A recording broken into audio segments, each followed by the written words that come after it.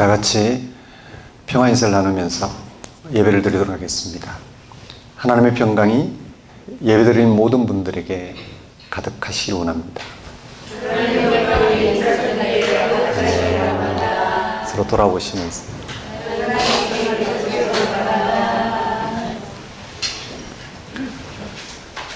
오늘은 부활절 세 번째 주일입니다. 성경은 예수님에게 하나님이 온전히 나타나셨다고 선포합니다.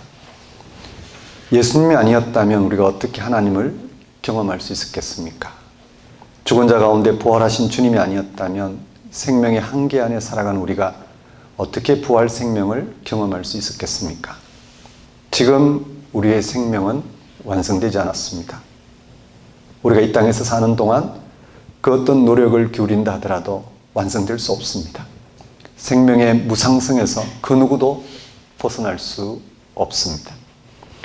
우리의 능력이 미치는 범주는 이 땅의 삶입니다. 그것 자체도 완전한 건 아니지만 그래도 살아있을 때는 무언가 성과를 얻을 수 있습니다. 그런데 그런 노력의 최종 결과는 죽음입니다. 그 너머는 우리가 손을 댈 수가 없습니다. 하나님의 배타적 통치 영역입니다. 마치 토기장이가 질것을 만들고 부수고 사용하는 것처럼 우리 생명의 주이신 하나님만이 무상한 이 땅에서의 삶 너머를 지배하십니다. 이러한 생명의 주이신 하나님이 육신의 몸을 입고 오신 예수님에게 현현하였습니다. 우리는 이 사실에 우리 운명을 맡기고 사는 사람들입니다. 예수님이 하나님의 아들이시며 하나님의 현일이라는 사실에 집중하는 시간이 예배입니다. 예수 그리스도와 일치를 통하여 열린 생명의 세계에 참여하는 시간이 예배입니다. 다 같이 부활절 세 번째 주일 예배를 성부와 성자와 성령의 이름으로 드리겠습니다.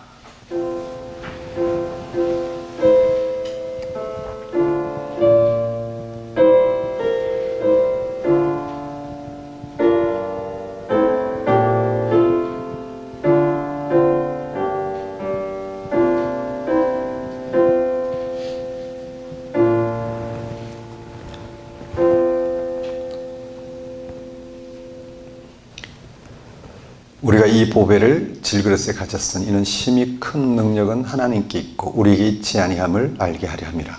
우리가 사방으로 우겨쌈을 당하여도 쌓이지 아니하며 답답한 일을 당하여도 낙심하지 아니하며 박해를 받아도 버림받지 아니하며 거꾸로 뜨림을 당하여도 망하지 아니하고 우리가 항상 예수의 죽음을 몸에 짊어짐은 예수의 생명이 또한 우리 몸에 나타나게 하려 함이라. 우리 살아있는 자가 항상 예수를 위하여 죽음에 넘겨짐은 예수의 생명이 또한 우리 죽을 육체에 나타나게 하려 함이라. 그런즉 사망은 우리 안에서 역사하고 생명은 너희 안에서 역사하느니라. 주 예수를 다시 살리시니가 예수와 함께 우리도 다시 살리사 너희와 함께 그 앞에 서게 하실 줄을 아노라. 이는 모든 것이 너희를 위함이니 많은 사람의 감사로 말미암아 은혜가 더하여 넘쳐서 하나님께 영광을 돌리게 하려 함이라. 그러므로 우리가 낙심하지 아니하노니 우리의 그 사람은 낡아지나 우리의 속사람은 날로 새로워지도다. 우리가 잠시 받는 환난에 경한 것이 지극히 크고 영원한 영광에 중한 것을 우리에게 이루게 함이니 우리가 주목하는 것은 보이는 것이 아니요 보이지 않는 것이니 보이는 것은 잠깐이요 보이지 않는 것은 영원함이라. 만일 땅에 있는 우리의 장막집이 무너지면 하나님께서 지으신 집 곧 손으로 지은 것이 아니요 하늘에 있는 영원한 집이 우리에게 있는 줄 아느니라. 창조와 부활의 능력으로 세상을 다스리신 하나님, 하나님께서 성육신하신 예수님을 통하여 어둠 가운데 살아가던 우리에게 생명의 빛을 비추시어 그 생명에 참여하게 하시고 그 생명과 온전히 하나 되게 하시는 하나님 아버지를 이 시간 찬양합니다. 하나님의 사랑만이 생명의 토대이며 하나님의 행위만이 창조의 능력이고 하나님의 말씀만이 부활의 희망입니다. 세상에서 원하는 모든 것을 얻거나 원하지 않는 모든 것을 피할 수 있다 하더라도 궁극적인 생명의 주이신 하나님이 함께 하지 않으신다면 우리는 결코 참된 안식을 얻을 수 없음을 알게 하시어 오직 예수님과 일치를 누리게 하시는 하나님 아버지 크신 은혜를 이 시간 고백합니다.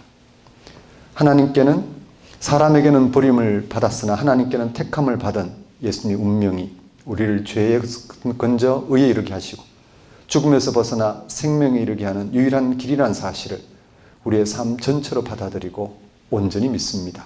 이 믿음에 일치하여 살아가도록 도우시는 하나님 아버지를 이 시간 경배합니다. 하나님 아버지, 예수님과 연합하여 예수님 안에서 드러난 하나님의 은혜를 헤아리고 그 은혜를 삶의 토대로 삼게 하소서. 한 주간 예수님 안에서 새롭게 시작한 삶을 알아보고 거기에 삶의 토대를 둔 성숙한 삶을 살게 하소서. 무엇보다 그런 삶이 완성될 순간을 기다리는 거룩한 소망으로 세상을 향한 고유한 소명을 감당하는 삶을 살게 하소서. 예수님 이름으로 기도드립니다. 다 같이 일어나셔서 경배의 찬송 21장 찬양 드리겠습니다. 네, 죄송합니다. 앉아주십시오. 네. 경배의 찬송 21장입니다.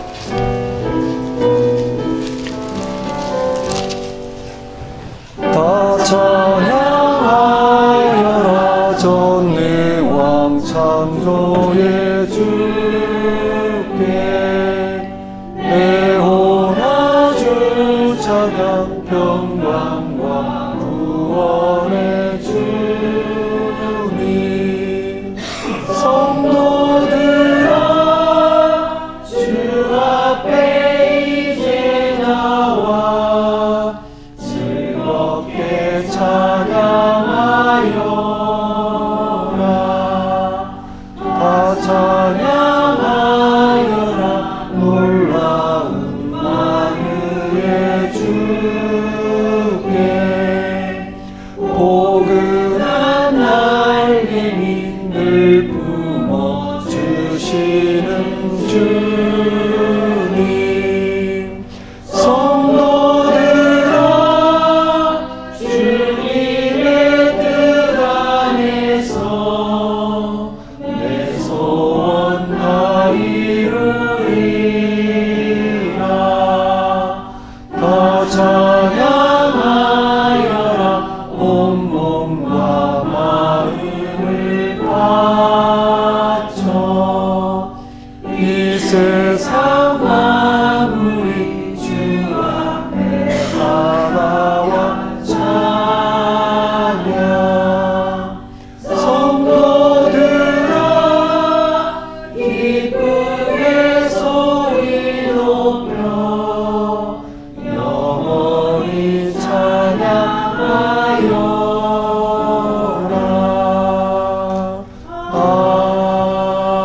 아멘.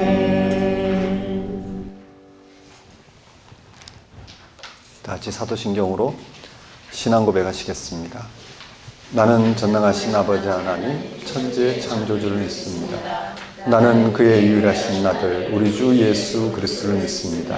그는 성령으로 잉태되어 동정녀 마리아에게서 나시고 본디오 빌라도에게 고난을 받아 십자가에 못 박혀 죽으시고 장사된 지 사흘 만에 죽은 자 가운데서 다시 살아나셨으며 하늘에 오르시어 전능하신 아버지 하나님 우편에 앉아 계시다가 거기로부터 살아있는 자와 죽은 자를 심판하러 오십니다. 나는 성령을 믿으며 거룩한 공교회와 성도의 교제와 죄를 용서받는 것과 몸의 부활과 영생을 믿습니다. 아멘. 이 시간은 참회의 시간입니다.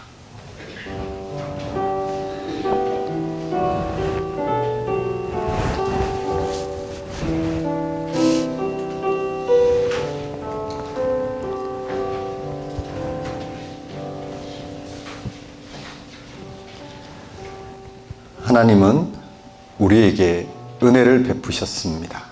이 땅의 인생들에게 가장 필요한 생명의 은혜를 맛보게 하셨습니다. 바로 인생이 하나님 안에서 누려야 할 온전한 생명인 부활과 영생 말입니다. 예수님을 통해 잃어버렸던 생명을 얻게 되었습니다. 잃어버렸던 궁극적인 생명을 얻음으로 이 땅의 삶이 전적으로 하나님의 은혜로 주어진 생명의 신비를 맛보게 하신 선물임을 알게 되었습니다. 우리가 조금만 곰곰이 생각하면 이 세상에서 나의 것은 하나도 없다는 사실을 인정할 수밖에 없습니다. 우리의 육체를 우리가 노력해서 얻은 것이 아닙니다. 전적으로 주어졌습니다. 우리가 흙으로 지음받았다는 창세기 진술이 틀리지 않습니다. 왜냐하면 우리의 육체는 흙에서 나와 흙에 의해서 유지된다는 것을 알기 때문입니다. 창세기는 하나님이 숨을 인간의 코에 불어 넣었으니까 살아있는 존재가 되었다고 합니다. 인간은 육이든 영이든 결국 하나님으로부터 주어졌다라는 말씀입니다.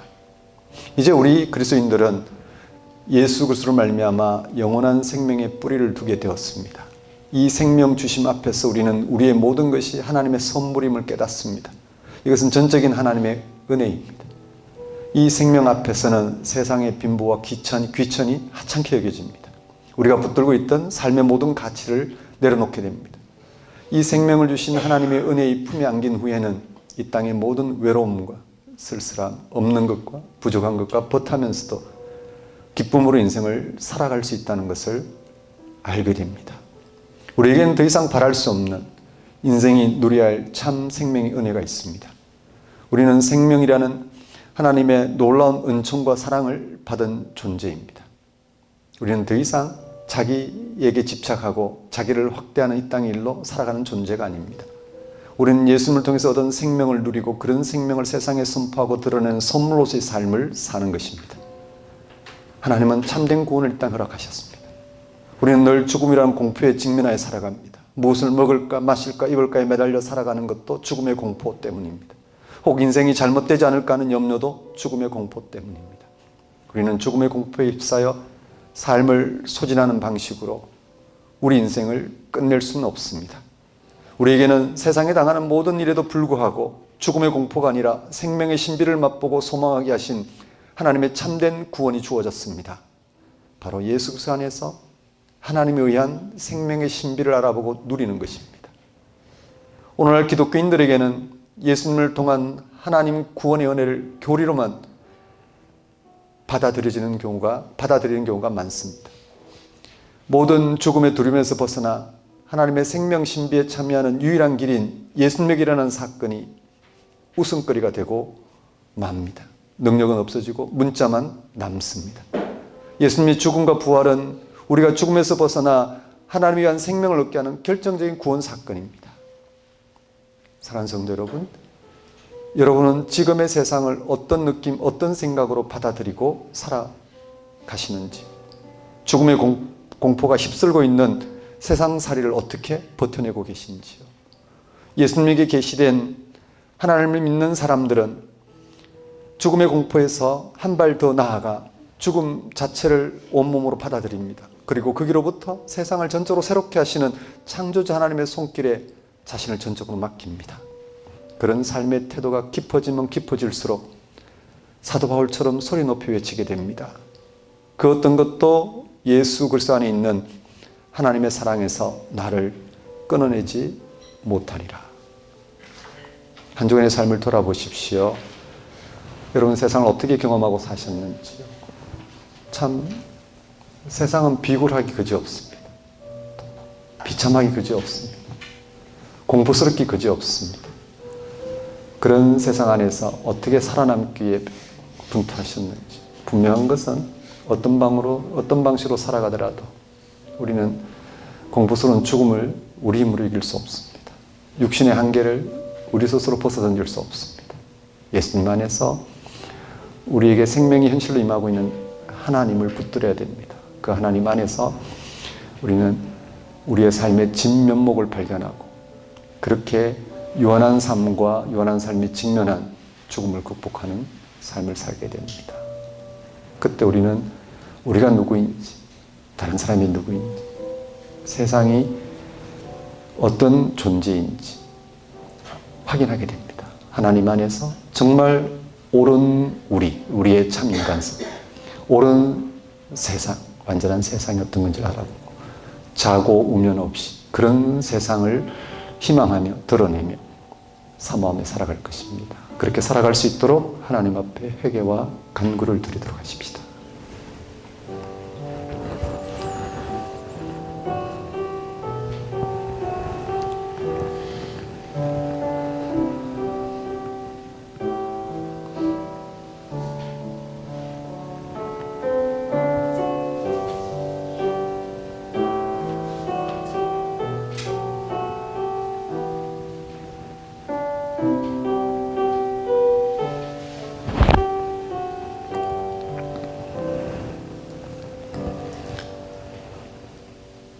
하나님 아버지, 이 시간, 이 예배의 자리에서 예수 그리스도 안에서 생명의 현실로 임하는 하나님께 우리의 전체의 삶을 맡길 수 있도록 역사해 주옵소서.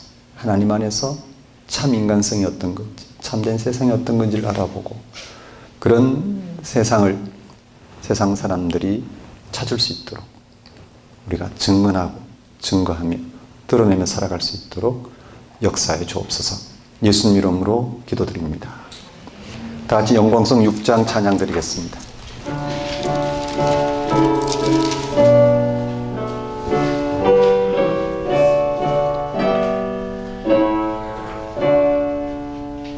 목소리 높여서 주 찬양하여라.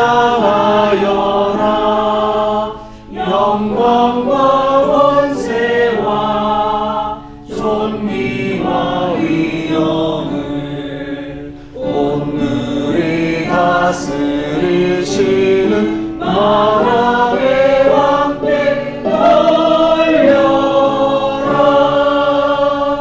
아멘.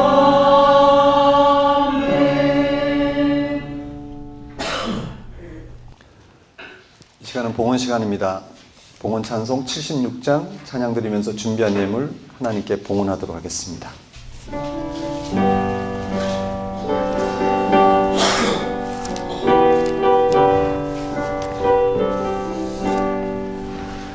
창조의 주 아버지께 감사 찬송 드립니다.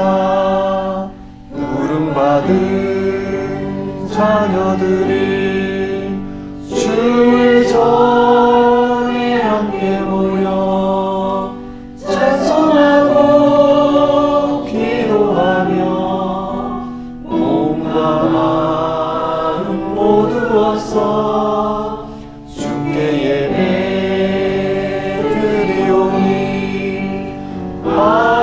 아버지여 받으소서.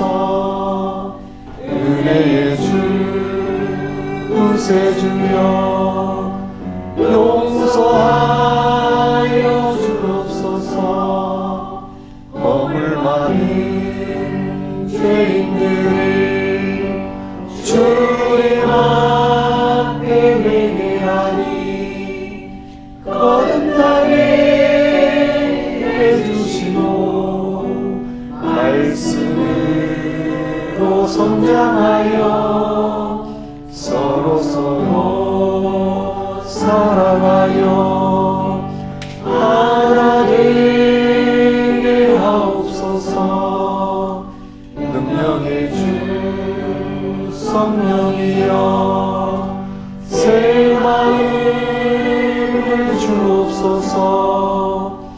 구원받은 성도들이 주의 성령 충만하여 공부하신 주의 복을 땅 끝까지 전파하여 하늘나라 세우도록 능력으로 이끄소서.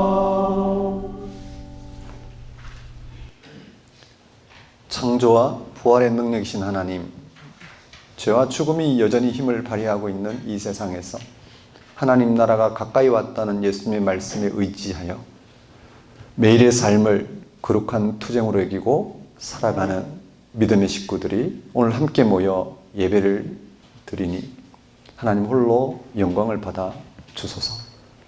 성령께서 신비로운 방식으로 우리와 함께 하시기에 그 어떤 고난과 허무 가운데서도 기쁨을 잃지 않으며 그 어떤 좋은 일 앞에서도 겸손할 수 있습니다.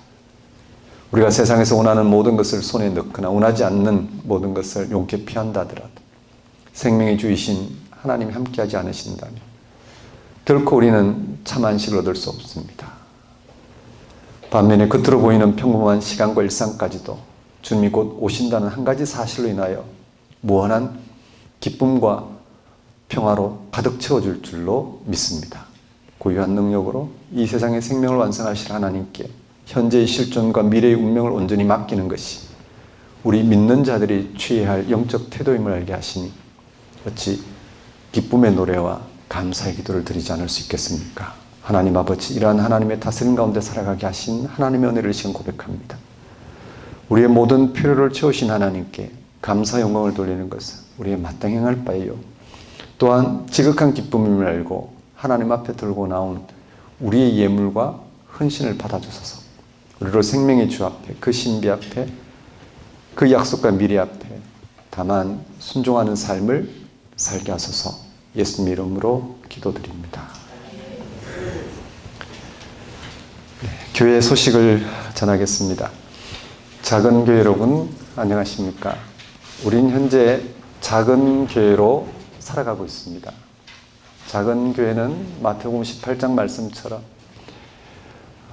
작은 자, 어린아이처럼 자기를 낮추는 자를 가리킵니다.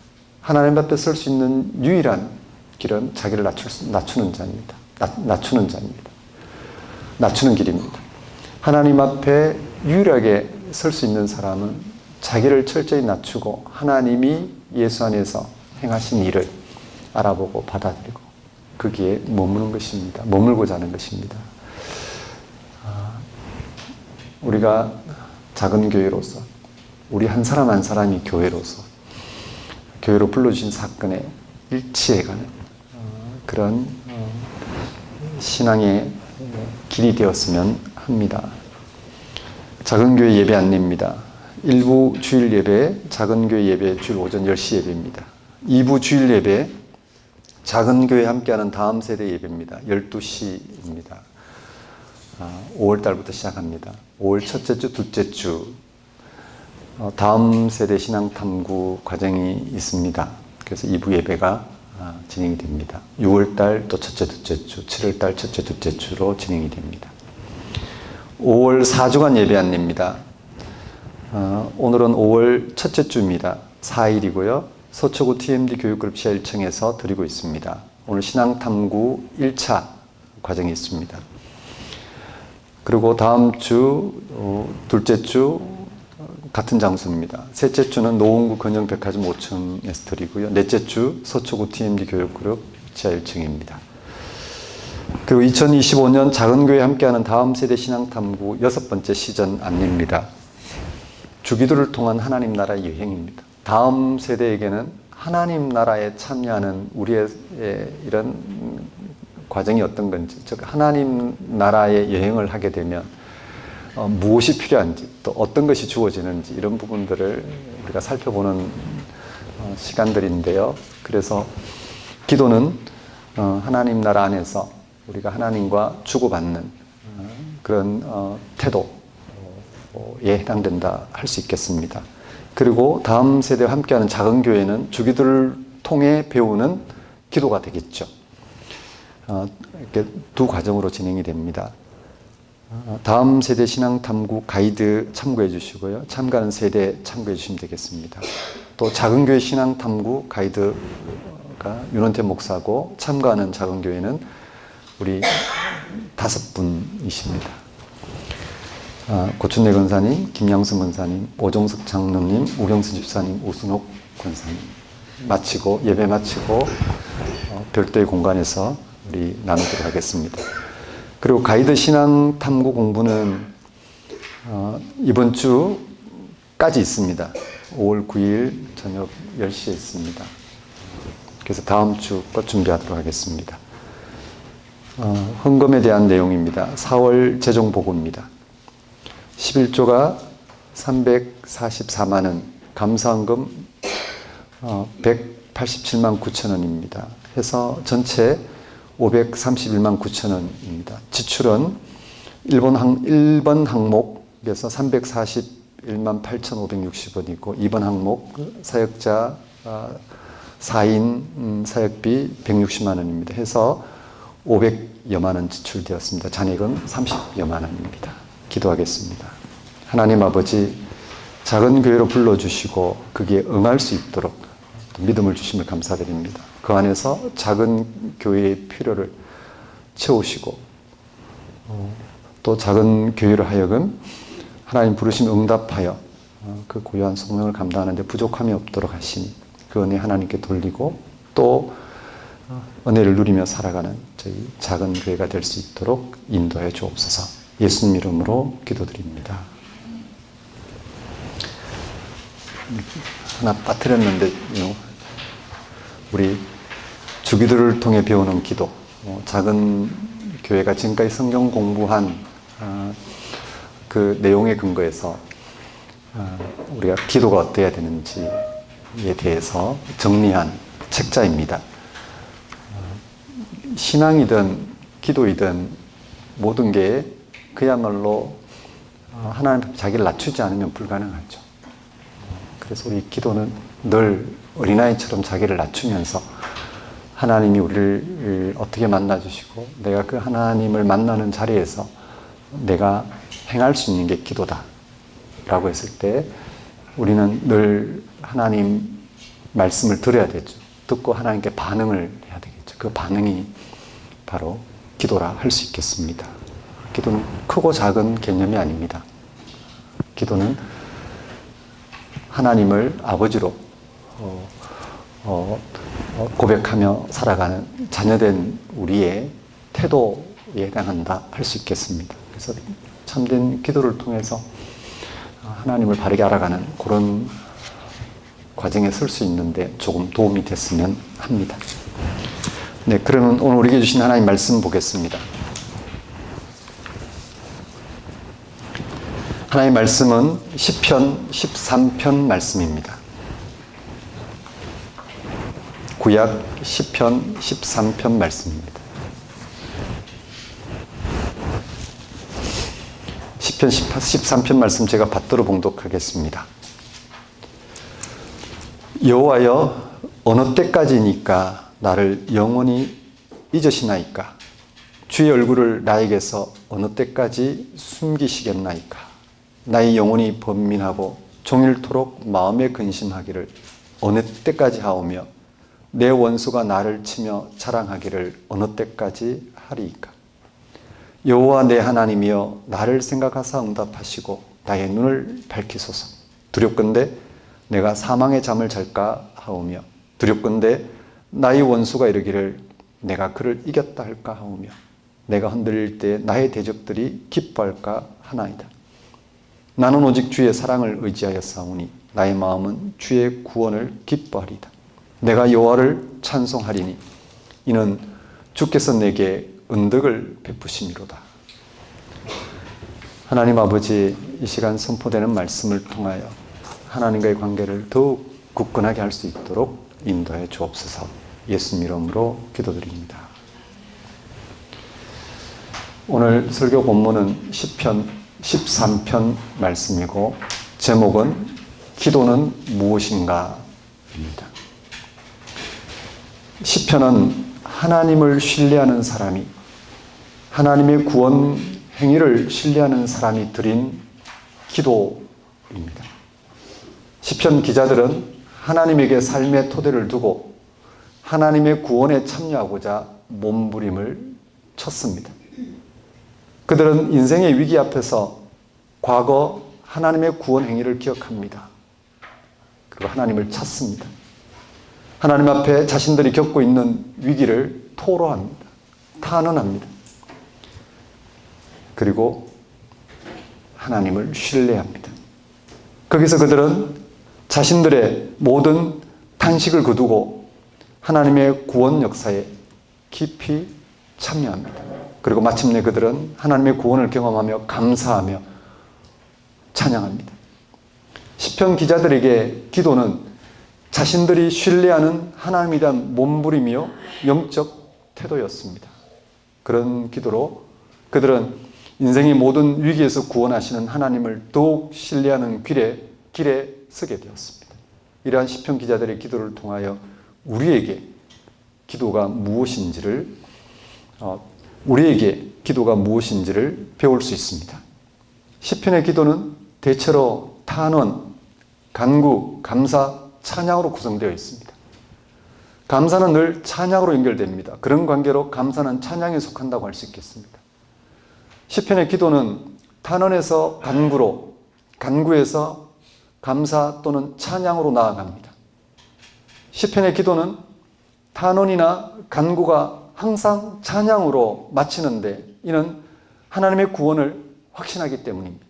그래서 구약의 이스라엘 백성들이 히브리어로 시편을 찬양집으로 부른 것은 마땅하다 하겠습니다. 오늘 설교 부분 시편 13편은 전체 시편의 기도를 대표하는 시편입니다. 그 형식과 내용이 탄원, 간구, 찬양으로 정형화되어 있기 때문입니다.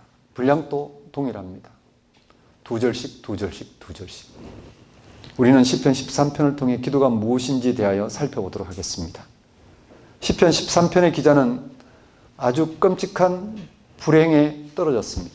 주변 사람들에게서는 전혀 도움을 받을 수 없고 주변 사람들이 도울 수도 없는 어떤 심각한 일을 겪고 있었습니다. 하지만 그는 절망하거나 그 상황을 탓하거나 하지 않고 하나님께 탄원합니다. 그는 자기의 닥친 문제를 하나님과의 관계 안에서 바라보려고 몸부림칩니다. 그는 자신이 겪고 있는 절망적인 일들을 하나님과의 관계에서 파악해 보려고 실험합니다. 보통 우리는 감당하기 힘든 절망적인 운명에 떨어지면 자포자기하거나 안타까워합니다. 그런데 놀랍게도 이 시편 기자는 오히려 기도를 통해 하나님께 더 가까이 다가가고자 했습니다. 자기 문제에 매달리는 게 아니라 그 문제 넘어서 자신을 만나주신 하나님을 찾고 그 하나님께 가까이 나아가고자 했습니다. 어떻게 그럴 수 있었을까? 시편 기자는 절망적인 상황에도 불구하고 그는 기도를 통해 그의 관심을 온통 하나님께 두고자 했습니다. 어떻게 그럴 수 있었을까요? 시편 기자에게 기도는 무엇이었을까요? 본문 13편은 크게 세 단락으로 나뉩니다. 첫째 단락은 1절, 2절로 이 시편 기자가 처한 어려움에 대하여 하나님께 탄원하는 내용입니다. 둘째 단락은 3절, 4절로 하나님을 향한 기원, 간구입니다. 셋째 단락은 5절, 6절로 하나님을 향한 신뢰를 확인하고 감사, 찬양합니다. 먼저 첫째 단락을 보겠습니다. 1절과 2절에서 반복되는 단어가 나옵니다. 어느 때까지? 어느 때까지라는 표현이 4번이나 반복해서 나옵니다. 1절에서 2번, 2절에서 2번입니다. 여호와여 어느 때까지니까 나를 영원히 잊으시나이까? 주의 얼굴을 나에게서 어느 때까지 숨기시겠나이까? 나의 영혼이 번민하고 종일토록 마음에 근심하기를 어느 때까지 하오며 내 원수가 나를 치며 자랑하기를 어느 때까지 하리이까? 이렇게 어느 때까지라고 하는 것을 4번이나 반복해서 말하고 있다는 것은 이 시편 기자의 인내심이 한계에 도달할 만큼 어려운 상황을 겪고 있다고 할 수 있겠습니다. 이 시편 기자가 1절에서 어느 때까지라는 표현을 통해 하려고 하는 이야기는 하나님이 나를 기억하시지 않은 것 같은 그런 상태에 떨어진 것을 말합니다. 하나님으로부터 외면당하는 것과 같은 상태에 빠진 것입니다. 그런 상황이 구체적으로 어떤 것인지 우리는 알 수가 없습니다. 그가 불치병에 걸린 것일까요? 아니면 강도나 자연재해를 당한 것일까요? 어떤 것일까요?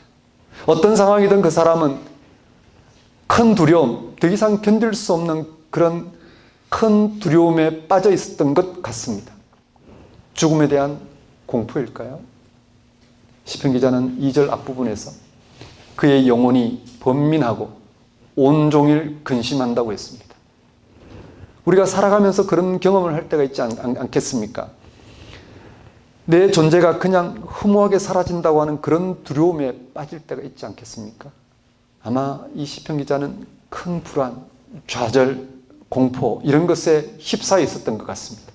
아무리 발부둥 쳐도 해결되지 않는 그런 상태, 하나님이 그를 외면했다고 볼 수밖에 없는 그런 상태 말입니다. 이 시편 기자는 2절 뒷부분에서 그의 고통스러운 상황을 다시 호소합니다. 내 원수가 나를 치며 자랑하기를 어느 때까지 하니까? 여기서 원수는 분명 이 시인을 절망하게 만드는 일들이나 사람들을 가리킵니다. 그런데 그 원수가 계속해서 치며 자랑하고 있다고 합니다. 그러니까 이 시인이 처한 상황이 끝날 기미가 보이지 않는 것입니다. 절망적인 상황이 계속되는 것입니다. 고대 유대인들은 이런 절망적인 상황의 원인을 사람이 하나님으로부터 외면받아서 그렇다고 생각했습니다. 가령 몸이 병들거나 재난으로 망하게 되면 하나님으로부터 버림받았다고 손가락질을 했습니다. 현대의학에서 한센병이라 부르는 나병에 걸린 사람은 마을 밖으로 격리되었습니다. 사람들은 그런 난치병에 걸린 사람은 차라리 죽는 게 모두를 위해 낫다고 생각했습니다. 그런 소문이 나병 걸린 사람에게도 들립니다. 어디에서도 도움을 받을 수 없었던 이 사람은 지금 죽느니만 또 못한 상황인 것입니다. 구약에서 이런 운명에 떨어진 대표적 인물이 있습니다. 욥입니다. 그는 하나님을 경외하는 인물로 동방의 의인이란 말을 들을 정도로 경건하고 모범적인 사람이었습니다. 그는 7남 3녀들과 함께 부유한 삶을 살았습니다. 사람들에게 존경받을 정도로 업적도 많았습니다. 행복한 조건을 모두 갖추었던 인물입니다. 그런데 그는 하루아침에 모든 것을 잃었습니다. 재산을 모두 잃었고 자식들도 모두 잃었습니다. 그의 몸도 악성 종기가 정수리부터 발끝까지 퍼졌습니다. 아내도 그를 떠났습니다. 친구들이 그를 위로하러 왔지만 아무런 도움이 되지 않았습니다. 욥은 자신의 출생 자체를 부정합니다. 욥기 3장 25절 26절은 다음과 같습니다. 내가 두려워하는 그것이 내게 임하고 내가 무서워하는 그것이 내 몸에 미쳤구나. 나에게는 평온도 없고 안일도 없고 안식도 없고 다만 불안만이 있구나. 욥은 친구들의 충고를 거부하고 하나님께 탄식합니다. 이런 재난을 당할 정도로 잘못한 일이 없는데 왜 이런 운명에 떨어지게 되었느냐고 말입니다. 본문의 시편 기자와 욥의 운명은 너무 처절하여 그런 운명을 우리가 생각하는 자체가 불편할 수 있습니다. 그건 현실이 아니라고, 다른 얘기는 몰라도 나와는 상관없다고 여길 수 있습니다. 그런 일들은 어쩌다 운이 나쁜 사람에게나 일어난다고 생각하는 것입니다. 과연 그럴까요? 지난 3월에 발생한 미얀마 지진으로 약 3,800여 명이 죽었다고 합니다. 그리고 5,100여 명이 다쳤다고 하죠. 또 얼마 전 우리나라 산불로 인해서 얼마나 많은 양의 살림이 파괴되고 얼마나 많은 사람들이 피해를 보았습니까? 우리가 지구에 살아가는 한 이런 재난과 불행은 잠시 피하거나 시간을 늦출 수 있을지 모르나 결국 맞닥뜨릴 수밖에 없는 엄중한 실존입니다. 우리는 모두 언젠가 본문의 시편 기자와 똑같은 운명에 떨어질 것입니다. 절망적인 죽음을 맞이할 것입니다. 우리는 누구도 피할 길 없는 절망적인 상황 앞에서 어떻게 할까요? 사람들에게 나타난 태도는 일반적으로 두 가지입니다. 하나는 인생을 허무한 것으로 보는 태도입니다. 다른 하나는 아무 생각 없이 세상살이에만 몰두하는 태도입니다. 이게 같이 나타나기도 합니다. 그런데 오늘 시편 기자는 우리가 보통 취하는 태도와는 다른 태도를 취합니다. 둘째 단락입니다. 3절 4절입니다. 그는 절망적인 상황에도 불구하고 하나님을 찾습니다. 3절에서 여호와 내 하나님이여 라고 고백합니다. 이 말을 오해하면 곤란합니다. 이 시편 기자는 충분히 절망적입니다. 절망적이란 말은 상황 자체가 나아질 수 없다는 말입니다. 이미 그렇게 굳어질 수밖에 없는 상황입니다. 그런 절망적인 상황에서 하나님을 찾는다는 것은 하나님 그 자체를 희망으로 바라본다는 것입니다. 도저히 벗어날 수 없는 재난과 불행에 떨어진 사람은 대개 자포자기하거나 하나님을 원망합니다. 다른 사람은 다 멀쩡하게 사는데 왜 자기만 이런 고통을 당해야 하느냐 원망하지 않을 수 없습니다. 이런 마음은 이상한 게 아니라 당연한 것입니다. 본문의 시편 기자도 자기의 처지가 하나님으로부터 외면받는 것 같아서 하나님께 어느 때까지 그렇게 하시겠냐고 탄식했습니다. 그러나 거기에 머물지 않고 그것을 딛고서 더 깊은 믿음의 세계로 한 걸음 들어갔습니다. 시편 기자는 하나님을 내 하나님으로 부르면서 나를 생각하사 나의 눈을 밝히소서 내가 사망의 잠을 잘까 하오며 라고 간구합니다. 그러니까 시인은 하나님과 자기를 하나로 묶고 있습니다. 분리시키지 않습니다. 절망적인 상황으로 분리된 자신과 하나님을 바라보는 게 아니라 하나님과 자신을 하나로 바라보고 있는 것입니다. 즉 시인의 일은 곧 하나님 당신의 일이라는 생각이 그 바탕에 놓여 있습니다. 그래서 시인은 절망적인 상황을 넘어 삶의 견고한 토대가 되시는 하나님을 여전히 내 하나님으로 확인하고자 합니다. 그러지 않고는 더 이상 견딜 수 없는 상태이기 때문입니다. 그에게는 하나님도 그가 겪고 있는 절망적인 상황을 넘어 그의 하나님이 되시고자 하신다는 신뢰로 가득 차 있는 것입니다. 그런 시인은 하나님이 내 하나님이심을 응답해 달라고 자기의 눈을 밝혀서 하나님이 내 하나님이심을 보게 해달라고 기원합니다. 왜냐하면 하나님은 이미 시인이 겪고 있는 절망적인 상황을 넘어 시인의 하나님이 되고 있다는 신뢰 가운데서 시인이 간구하고 있는 내용입니다. 이어서 시인은 하나님이 그의 절망적인 상황을 뚫고 그의 하나님으로 응답하지 않으신다면 그것은 자기에게 진짜 죽음이 될 것이라고 고백합니다. 3절 후반절입니다. 두렵건대 내가 사망의 잠을 잘까 하오며, 4절에서 시인은 그렇게 되면, 즉 시인이 하나님과의 관계가 끊어지면 그것을 가장 좋아하고 기뻐할 리는 원수와 대적밖에 없다고 호소합니다. 여기서 원수와 대적은 시인과 하나님과 관계를 끊는 모든 세력을 가리킵니다. 시인이 갖고 있는 절망적인 상황이나 절망케 하는 사람들을 가리킵니다. 이 원수와 대적은 하나님의 원수와 대적이기도 하고 시인의 원수와 대적이기도 합니다. 이런 호소는 시인이 하나님을 삶의 견고한 토대로 철저히 신뢰하고 있다는 사실에 근거한 것입니다.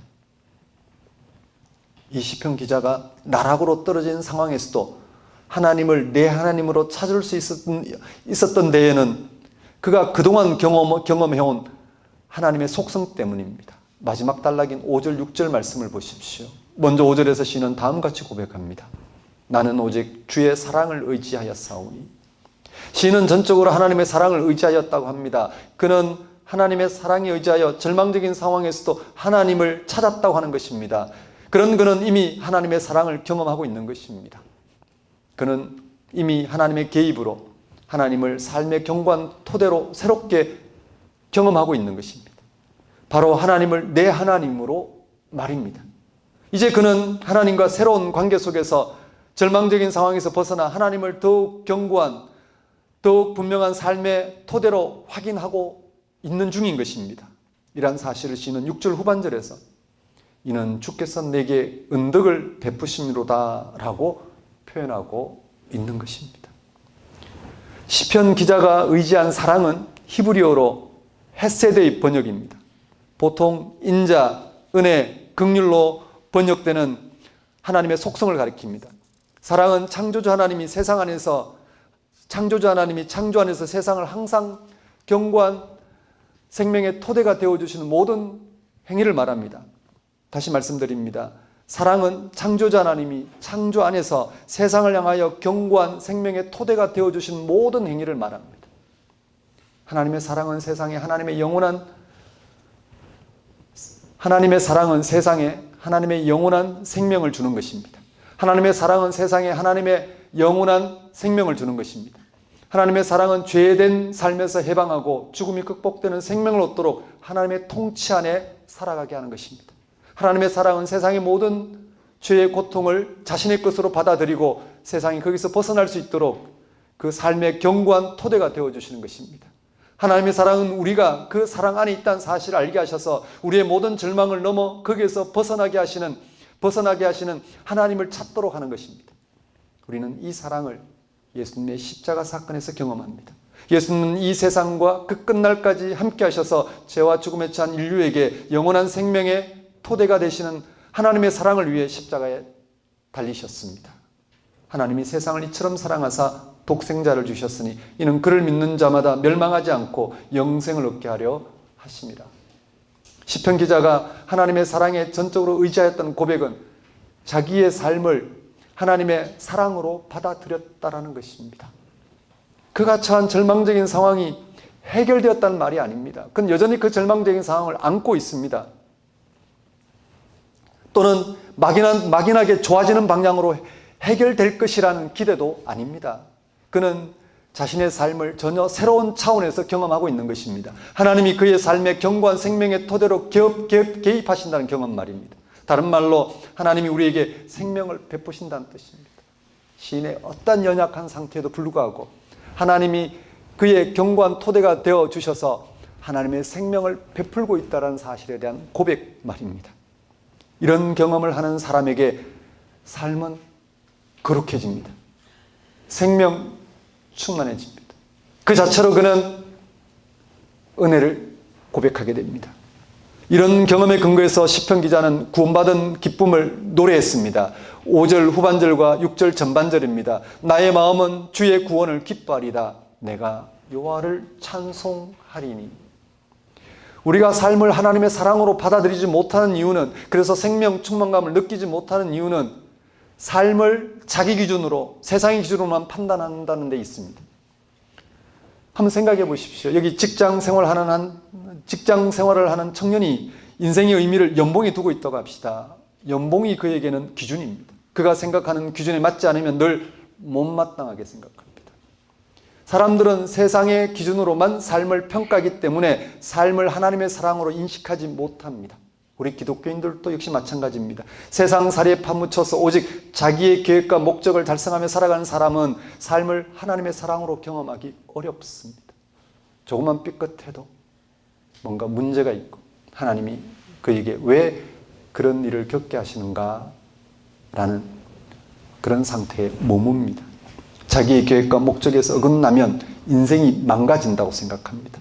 이런 생각이 너무 강하기에 이를 달성하려고 하나님을 이용하는 일도 적지 않습니다. 반대로 실패하면 하나님을 원망하기까지 합니다. 그런 사람은 삶을 하나님의 사랑으로 경험하기 어렵습니다. 우리가 시편 기자처럼 우리의 삶을 하나님의 사랑으로 경험하려면 자신의 현재와 미래에 벌어질 모든 일이 하나님 안에서 선하고 귀하다는 사실을 믿어야 합니다. 하나님 반드시 우리의 모든 삶에 함께 하셔서 하나님의 생명을 충만하게 하실 것이다 라는 사실을 믿어야 합니다. 자신의 모든 삶을 하나님이 사랑으로 대하신다는 사실을 알아봐야 합니다. 그래야 하나님 관계 속에서 하나님을 궁극적인 삶의 토대로 삼고 살아갈 수 있기 때문입니다. 그렇게 살아가는 사람은 비록 예상하지 못한 절망적인 상황 앞에 서더라도, 그래서 당황하거나 흔들리거나 하더라도 금방 정신을 차리고 하나님을 찾게 될 것입니다. 왜냐하면 그는 이미 하나님이 자신의 삶을 사랑으로 대하신다는 사실을 이미 그는 알고 있기 때문입니다. 똑같이 세상을 살아가지만 어떤 사람은 자기의 삶을 하나님의 사랑으로 경험하고 모든 삶을 새로운 차원에서 맛보고 살아갑니다. 그런데 어떤 사람은 그런 경험이 전혀 없이 세상살이에 따라 인생을 경험합니다. 어떤 인생이 견고할지 한번 생각해 보십시오. 현대인들은 하나님 경험을 냉소적으로 보는 경향이 큽니다. 오히려 세상살이에 집중하는 것이 삶이 더 견고해진다고 생각합니다. 삶을 하나님의 사랑으로 경험하게 하는 신앙을, 우리의 삶을 사랑으로 경험하게 하는 우리 기독교 신앙을 인간의 삶을 왜곡시킨다고 비판합니다. 또는 그런 신앙을 유치한 것으로 여깁니다. 그런 그들과의 논쟁을 넘어 분명히 말할 수 있는 것은 우리의 삶을 하나님의 사랑으로 경험하는 태도는 삶을 왜곡시키지도 않고 유치하게 하지 않는다는 사실입니다. 이런 우리의 신앙이야말로 세상의 참 현실에 마주하는 길이고, 그것은 훨씬 객관적이고 적극적인 삶의 태도라고 말씀드리고 싶습니다. 아울러 삶을 하나님의 사랑으로 경험하지 못하는 사람은 인생에서 결정적인 중요한 대목, 즉 참된 현실과 마주할 기회를 놓치고 사는 것이라 말씀드리고 싶습니다. 그렇지 않겠습니까? 자기 인생에 뭔가 조금만 문제가 생겨도 그 인생은 휘청합니다. 그것만이 아니라 우리 인생은 죽음 같은 우리가 피할 길 없는 그런 문제와 맞닥뜨릴 수밖에 없다는 사실, 그 앞에 거기에서 우리를 건지실 분은 바로 하나님 한 분밖에 없다. 그 하나님께 삶의 토대를 두고 살아가는, 그 하나님이 있는 그들의 우리를 사랑하셔서 하나님의 생명에 참여하게 하신다는 사실을 받아들이고 살아가는 사람의 삶은 얼마나 견고할지 한번 생각해 보십시오. 아무리 그렇다 하더라도 실제로 불행에 떨어진 사람에게는 아무 소용없다고 생각할 분들도 있을 것입니다. 이미 절망적인 삶에 마주한 사람에게는 삶을 하나님의 사랑으로 경험한다는 것은 어불성설이라고 말입니다. 그렇지 않습니다. 그런 것과 상관없이 사람은 하나님의 형상으로 창조된 피조물이기에 아무리 불행한 상황에서도 죽음 직전에도 하나님의 사랑을 경험할 수 있다는 사실이 중요합니다. 욥은 나락으로 떨어질 수밖에 없는 재난을 당했음에도 불구하고 하나님이 창조주라는 사실을 깨닫고 이렇게 고백했습니다. 그러므로 내가 스스로 거둬들이고 찌끌과 제 가운데서 회개하나이다. 하나님이 궁극적인 생명의 토대가 되신다는 사실을 깨달았으니 행복했던 조건들을 거두어가는 것에 대한 불평을 이제는 내려놓겠다는 뜻입니다. 그리고 자기의 삶을 새롭게 깨달은 차원에 두고 그렇게 살아가겠다는 고백입니다. 모든 사람이 저절로 이런 신앙의 세계에 들어가는 것은 아닙니다. 삶의 견고한 토대가 되어주신 하나님의 사랑을 의지하지 않기 때문에, 그걸 알아보고 의지하고자 하지 않기 때문에 우리의 삶의 방향은 달라집니다. 우리의 존재와 생명의 신비로서 지금 여기 계신 하나님을 삶의 토대로 삼으려고 하지 않기 때문에 우리는 너무나도 분명한 우리의 삶을 견고하게 할 이 신앙의 세계로 들어가지지가 않습니다. 이건 강요해서 될 수 있는 게 아닙니다. 아무리 뭐라 해도 될 수 있는 게 아닙니다. 왜냐하면 이러한 신앙이 눈에 보이는 것이라면 억지로라도 받아들이라고 말할 수 있지만 보이지 않기 때문에 그렇게 할 수가 없습니다. 어떻게 하면 보이지 않는 하나님을 자기 삶의 토대로 삼을 수 있을까요? 보이지 않지만 우리의 삶의 가장 견고한 토대가 되어주시는 그 하나님을 어떻게 하면 찾을 수 있을까요? 어떻게 하면 하나님의 사랑을 삶의 생생한 현실로 경험할 수 있을까요? 사랑하는 성도 여러분, 우리가 하나님을 자기 삶의 토대로 삼기 위해서는, 하나님의 사랑을 삶의 생생한 현실로 경험하기 위해서는 다른 길이 없습니다. 성경이 증언하는 하나님에게, 우리를 사랑하신 하나님에게, 우리의 모든 위기에서 실질적으로 구원하신 하나님에게 관심을 두어야 합니다. 본문의 시편 기자처럼 우리는 성경의 증언을 통해 하나님이 세상을 구원한 사건을 기억하고 하나님의 구원에 참여하고자 몸부림칠 수 있어야 합니다. 일단 성경의 증언을 들어야 합니다. 하나님이 나에게 어떤 분인지를 들어야 합니다. 하나님이 우리를 어떻게 찾고 계신지를 알아야 합니다. 그리고 그 하나님을 찾고자, 그 하나님을, 우리를 찾고 계신 하나님을 우리가 찾고자 우리는 몸부림칠 수 있어야 합니다. 우리를 구원하신 하나님을 찾고 하나님 앞에 우리가 겪고 있는 인생의 위기를 토로해야 합니다. 하나님이 이렇게 견고한 토대가 되어주시는데 그걸 가리는 세력이 지금 내게 머물고 있다라는 것. 그러면서 나는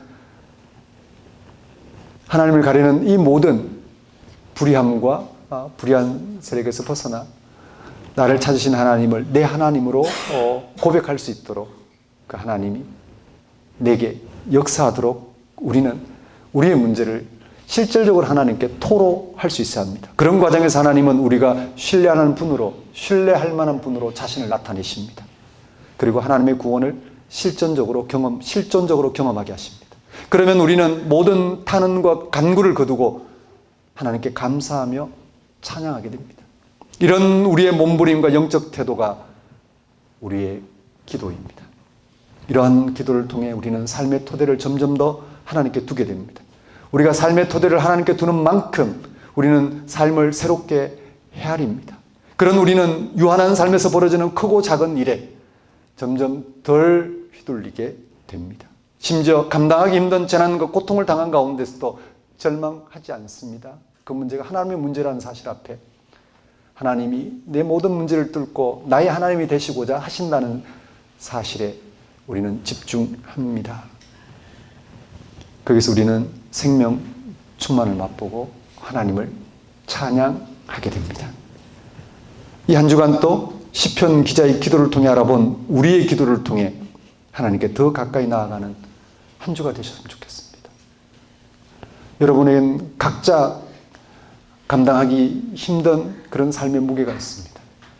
그런 무게를 이미 하나님이 그리스도 안에서 직접 지고 계시다는 사실, 그리고 우리의 인생의 무게로부터 하나님께로 나오도록 불러주고 있다는 사실.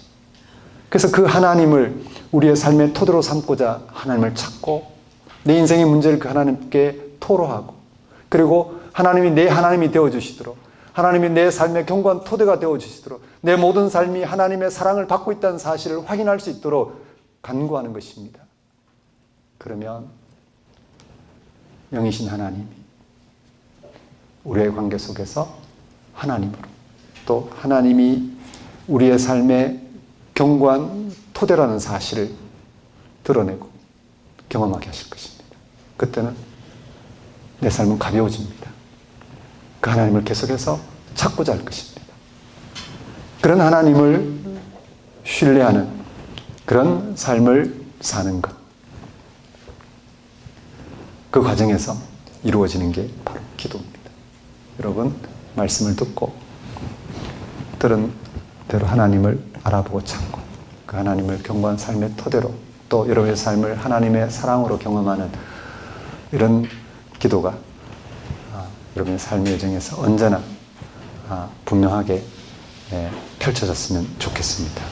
기도하겠습니다. 하나님 아버지, 이 한 주간의 삶도 성경이 증언하는 하나님을 우리의 삶의 견고한 토대로 하나님의 사랑을 우리의 온 몸으로 경험하며 살아갈 수 있도록 하나님을 찾고 우리 인생의 문제를 토로하고 하나님이 우리를 만나 주심으로써 우리 인생의 문제를 직접 담당하심으로 우리를 하나님을 견고한 토대로 삼게 하시는 이 은혜를 누리며 살아갈 수 있도록 인도하여 주옵소서. 예수님 이름으로 기도드립니다. 다 같이 일어나셔서 결단의 찬송 364장 찬양드리겠습니다.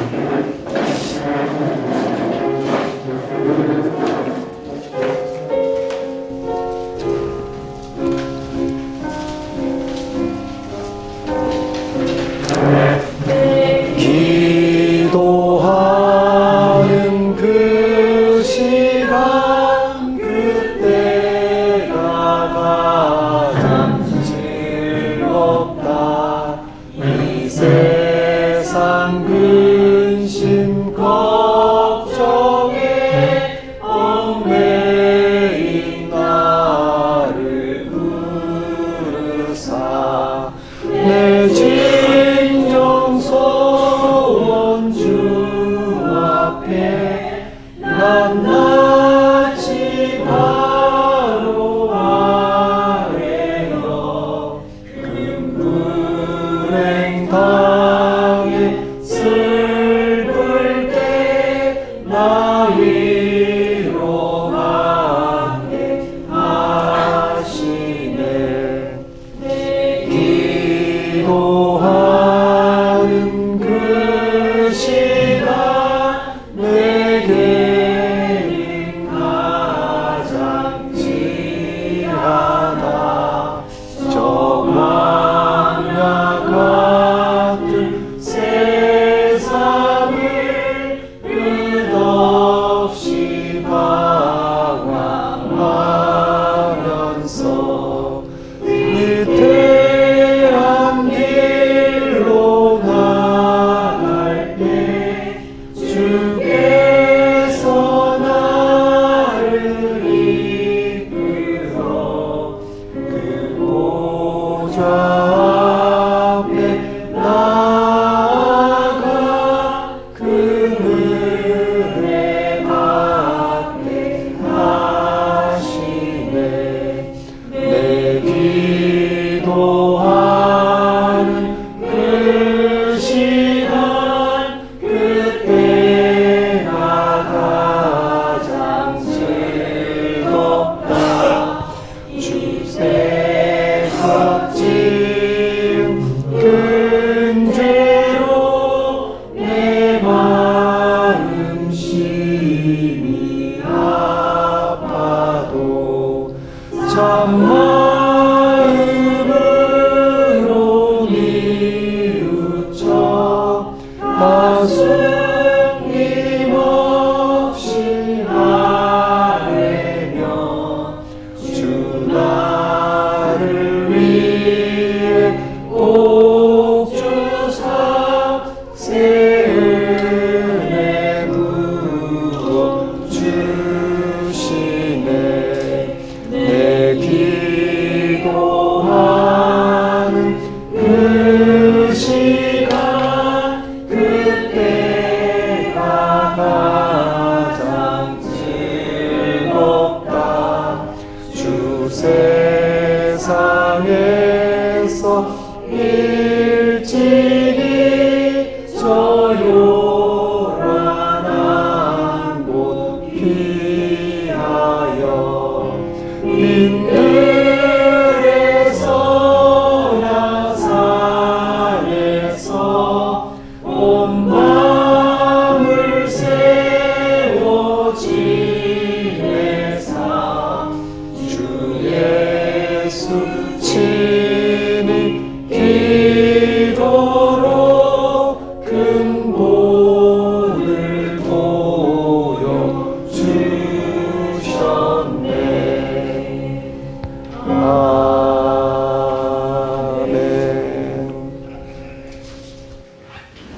기도하겠습니다. 이제는 우리 주 예수 그리스도의 은혜와 하나님의 무한하신 사랑과 성령님의 교통하심, 성경이 증언하는 하나님께 가까이 나아가고자 하는 몸부림, 성경이 증언하는 하나님께 가까이 나아가고자 하는 영적 태도인 기도를 통하여 하나님께 삶의 토대를 두고 살아가고자, 하나님의 구원에 참여하는 삶을 살아가고자 결단한 주의 백성 위에 영원히 함께 하시기를 축원합니다.